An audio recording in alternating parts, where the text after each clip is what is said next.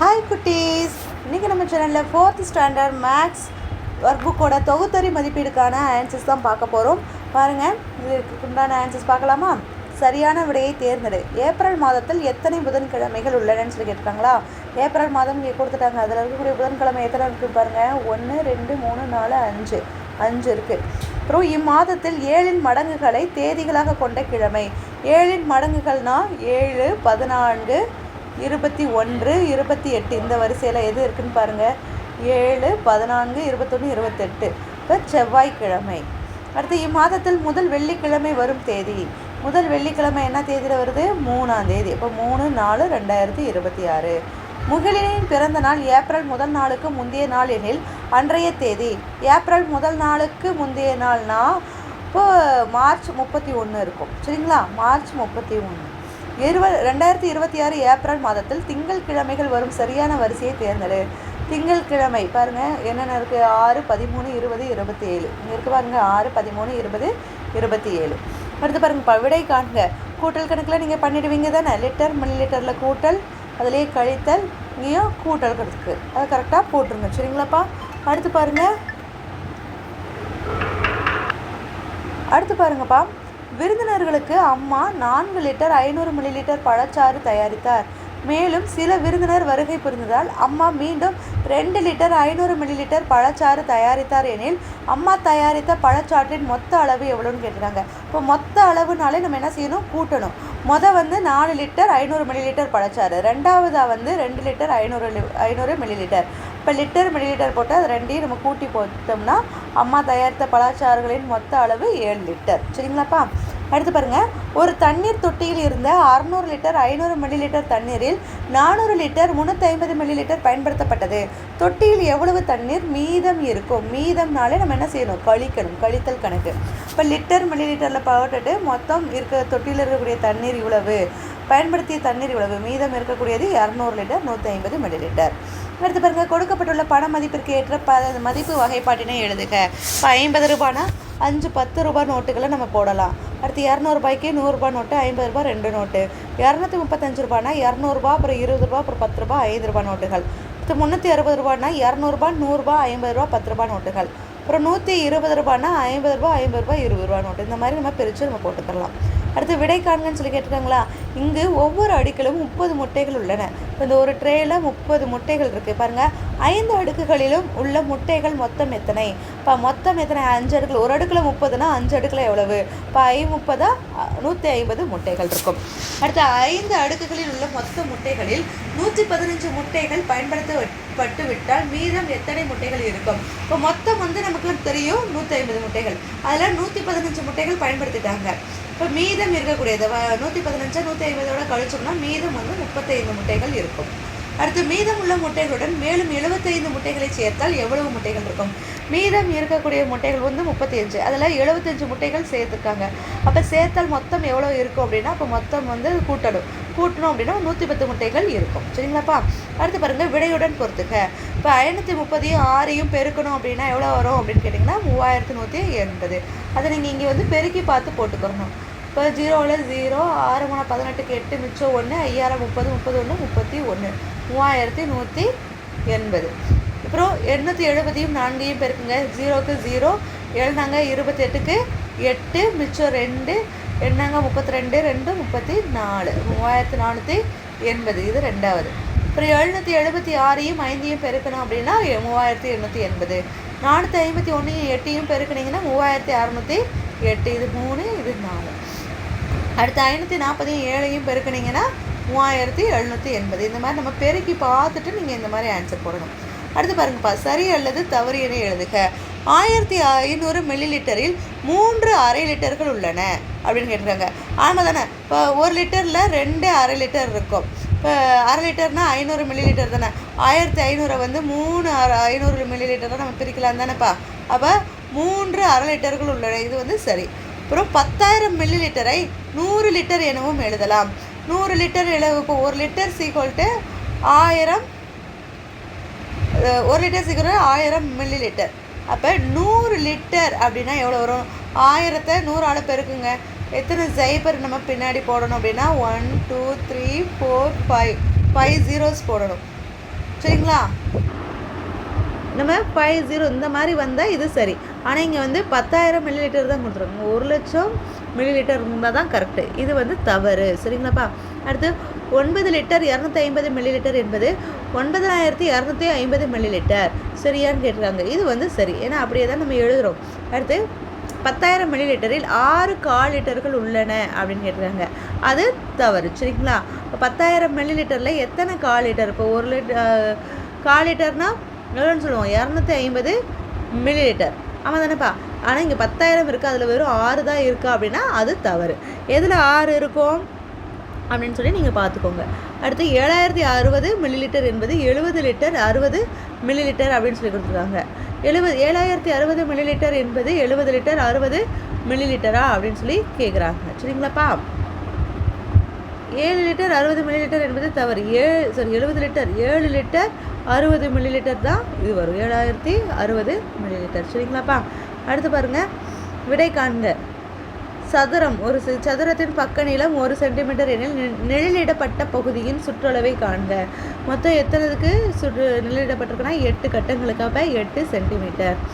ஓவியாவின் செவ்வக வடிவ வயலின் அகலம் 15 மீட்டர். அதன் நீளம் வந்து அகலத்தை போன்று 3 மடங்கு அளவுடையது எனில் அவ்வயலின் சுற்றளவை காண்க.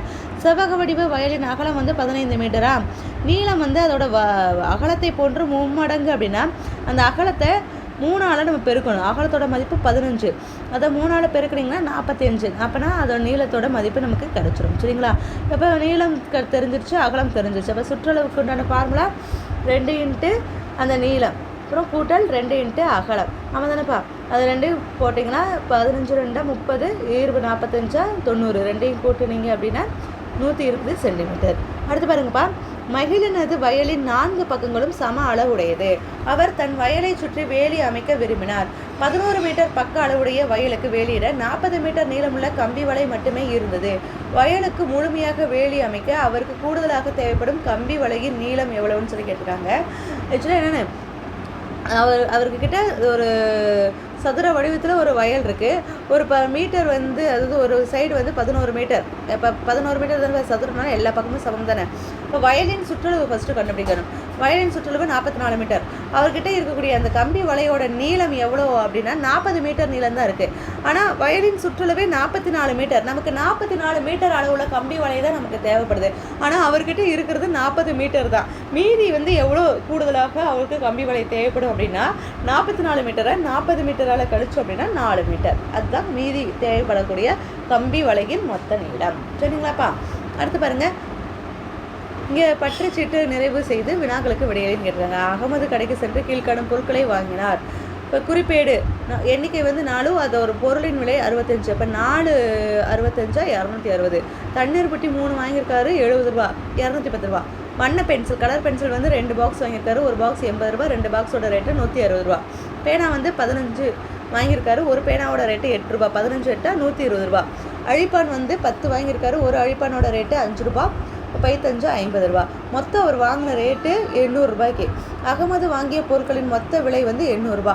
அகமது கடைக்காரரிடம் 500 பணத்தாள்களை 2 500 பணத்தாள்களை கொடுத்தார். அவர் பெற்ற மீதி தொகை அப்போ 2 500 தாள் அப்படின்னா 2 × 500 மொத்தம் 1000 ரூபாய் கொடுத்துருக்காரு. 1000 ரூபாயில் 800 ரூபா வந்து பொருட்கள் வாங்கிட்டார். மீதி 1000ல் 800 போயிடுச்சுன்னா மீதி வந்து 200 ரூபா அவர்கிட்ட இருக்கும். அவர் மீதி தொகையை தன் 2 மகன்களுக்கு சமமாக பிரித்து கொடுத்தார் எனில் ஒவ்வொரு மகனும் பெற்ற தொகை எவ்வளவு? மீதி வந்து அவர்கிட்ட 200 ரூபா தானே பிறகு 2 பேருக்கு எப்படி பிடிக்கலாம்? ஒருத்தருக்கு 100 ரூபாய், இன்னொருத்தருக்கு 100 ரூபாய். அப்போ 100 ரூபாயாக பிரித்து கொடுக்கலாம். ஒவ்வொரு மகனும் பெற்ற தொகை 100 ரூபாய். விடை காண்க. சரியான குறியீடுகள்னு சொல்லி கேட்டுருக்காங்களா? இப்போ 4/8 பெருசா 6/8 பெருசானா 6/8 தான் இப்போ பெருசு. 6 என்ற நம்பர் தான் பெருசு. ஏறு வரிசையிலும் இறங்கு வரிசையிலும் எழுதுக. ஏறு வரிசை இப்போ பகுதி எல்லாம் ஒரே நம்பராக இருந்துச்சுன்னா நம்ம தொகுதியில் இருக்கக்கூடிய நம்பரை மட்டும் பார்த்து, ஏறு வரிசைனா சின்ன நம்பர்லேருந்து பெரிய நம்பருக்கு போடலாம், இறங்கு வரிசைனா பெரிய எண்ணிலேருந்து சிறிய எண்ணாக போடலாம். பாருங்கள், 2/15 6/15 9/15 11/15 13/15 இது ஏறு வரிசை. இறங்கு வரிசை அப்படியே ரிவர்ஸில் 13/15 11/15 9/15 6/15 3/15. அடுத்து பாருங்கப்பா, இங்கே ஒரு படம் கொடுத்துருக்காங்க. இந்த குறிக்கும் பின்னத்திற்கு ஏதேனும் 3 சமான பின்னங்களை எழுதுக. இந்த படம் பாருங்கள், மொத்தம் வந்து 6 பாகங்களாக பிரிக்கப்பட்டிருக்கு. அதில் ஒரு பாகத்துக்கு மட்டும் வண்ணமிடலை, மீதி 5 பாகத்துக்கு வண்ணமிட்டிருக்காங்க. இப்போ படம் குறிக்கும் பின்னம் வந்து 5/6. இதுக்கு சமான பின்னம் எப்படி எழுதலாம்? I2 10, 10/12, அப்புறம் 15/18, 20/24 எழுதலாம். அடுத்து படத்தை உற்று நோக்கி விடை அளிக்கன்னு சொல்லி கேட்டிருக்காங்களா? இந்த கோதுமை மாவு பாக்கெட் கொடுத்துருக்காங்க. இதோட உற்பத்தி தேதி 10/12/2025, காலாவதி தேதி 9/5/2026. இதில் பாருங்கள், இக்கோதுமை மாவு உற்பத்தி செய்யப்பட்ட மாதத்தின் கடைசி நாளில் உமா இதனை வாங்கினாள் எனில் அவள் வாங்கிய தேதி. இந்த மாவு வந்து எப்போ உற்பத்தி செய்யப்பட்டதுன்னா 10/12/2025. இந்த உற்பத்தி செய்யப்பட்ட மாதம் வந்து 12ஆம் மாதம். அந்த மாதத்தின் கடைசி தேதியில் அவள் வாங்கியிருக்கா. அப்போ கடைசி நாள்னா 31, 12ஆவது மாதத்துக்கு 31 நாள் வரை இருக்குதுன்னப்பா. அப்போ 31/12/2025 அவள் வாங்கியிருக்கா. அதுக்கடுத்து இதன் காலாவதி தேதி சனிக்கிழமையில் வருகிறது. அதற்கு முந்தைய சனிக்கிழமையில் உமா இக்கோதுமையை பயன்படுத்தி தீர்த்தாள் எனில் அவள் இதை பயன்படுத்தி தீர்த்த தேதி என்னன்னு கேட்டிருக்காங்க. காலாவதி தேதி என்னைக்கு? 9/5/2026. இது வந்து ஒரு சனிக்கிழமைன்னு சொல்லியிருக்காங்க. இந்த சனிக்கிழமையும் அவள் வந்து தீர்க்கலை, இதற்கு முந்தைய சனிக்கிழமை வந்து தீர்த்திருக்கா. அப்போ 9ஆம் தேதியிலேருந்து ஒரு 7 நாள் முன்னாடி போங்க. 9, 8, 7, 6, 5, 4, 3. இப்போ 7 நாள் முன்னாடி 2ஆம் தேதி தானேப்பா வரும். இப்போ 2/5/2026 அன்னைக்கு இந்த மாவை இவங்க பயன்படுத்தி காலி பண்ணியிருப்பாங்க. சரிங்களா? அடுத்து பாருங்கள், இதன் உற்பத்தி தேதிக்கும் காலாவதி தேதிக்கும் இடைப்பட்ட நாட்கள் எத்தனை?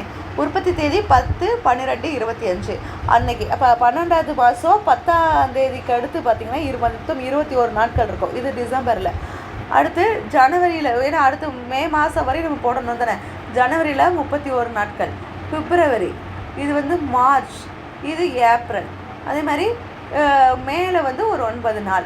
மொத்தம் இது எல்லாமே கூட்டுனீங்க அப்படின்னா 150 நாட்கள் இடைப்பட்ட நாட்கள். அடுத்து பாருங்கப்பா, விடை காண்க. மிகப்பெரிய 3 இலக்க எண்ணை அருகிலுள்ள 100க்கு தோராயப்படுத்தினால் கிடைக்கும் எண் எது? மிகப்பெரிய 3 இலக்க எண் எது அப்படின்னா 999. இதை அருகிலுள்ள 100க்கு தோராயப்படுத்திங்கன்னா 1000. ஏன்னா அருகிலுள்ள 100நாலே 1000 வந்துடுதுல. அடுத்து 412 மற்றும் 311 அருகிலுள்ள 10க்கு தோராயப்படுத்தி கூட்டி அதன் உண்மை மதிப்பிற்கும் தோராய மதிப்பிற்கும் உள்ள வித்தியாசத்தை காண்க. இப்போ ரெண்டையும் ஃபஸ்ட்டு கூட்டுங்க. 412 311 கூட்டினீங்கன்னா 723 வரும். இதோட தோராய மதிப்புன்னு பார்த்தீங்கன்னா 412க்கு 410, 311னா 310, ரெண்டையும் கூட்டினீங்கன்னா 720. இது தோராய மதிப்பு. ரெண்டுக்குள்ள வித்தியாசம் பார்த்தீங்கன்னா 3. அடுத்து பாருங்கள், ஒரு ஆயத்த ஆடை நிறுவனத்தில் ஏப்ரல் மாதத்தில் 957 சட்டைகள் உற்பத்தி செய்யப்பட்டு அவற்றில் 781 சட்டைகள் ஏற்றுமதி செய்யப்பட்டன.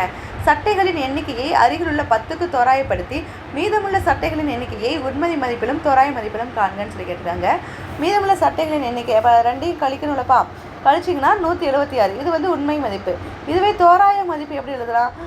957 வந்து அருகிலுள்ள 10க்கு வந்து தோராயப்படுத்தினா 10க்கு தான் கேட்டிருக்காங்க. 960 வரும். நீ தப்புப்பா. 960. அது மாதிரி 781 அருகிலுள்ள 10 அப்படின்னா இது கரெக்டு. 780. 960 இருந்து 780 நம்ம என்ன செய்யணும்? கழிக்கணும். கழிச்சிங்கன்னா 16ல் 8 போங்க. இது 8, 16ல் 8 போச்சுன்னா 8, 8ல் 7 போச்சுன்னா 1. ஆன்சர் 180. சரிங்களா? இது வந்து தோராய மதிப்பு. புரியுதுங்களாப்பா? அப்போ உண்மை மதிப்புனா அதை அப்படியே போடுறது தான் உண்மை மதிப்பு. தோராய மதிப்புனா அது அருகிலுள்ள 10க்கு அதை வந்து கன்வெர்ட் பண்ணிவிட்டு அதிலேருந்து கழித்து போட்டிங்கன்னா அது வந்து தோராய மதிப்பு. சரிங்களாப்பா? இப்போ இதில் இருக்கக்கூடிய எல்லா ஆன்சர்ஸுமே நம்ம கம்ப்ளீட்டாக பார்த்தாச்சு. இதில் ஏதாவது டவுட்ஸ் இருந்துச்சுன்னா கமெண்ட் செக்ஷனில் கமெண்ட் பண்ணுங்கள் குட்டீஸ். தேங்க்யூ.